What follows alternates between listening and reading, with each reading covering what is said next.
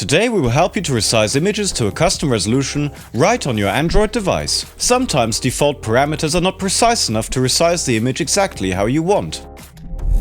That's when using custom resolution might be the answer. To complete this tutorial, you need to use the Photo and Picture Resizer app.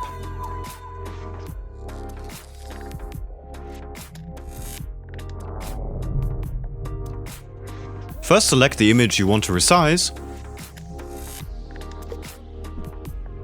Now tap Resize. Let's choose Custom Resolution. We will choose 1080 by 1080 pixels. That's the default resolution of Instagram posts. In this case, the aspect ratio is different.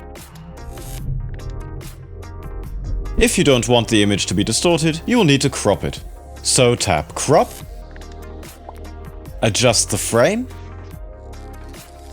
and then tap Crop again. As you can see, this app can quickly resize all the photos you need. If you want to start using the app right away, then follow the link in the description. And that's it!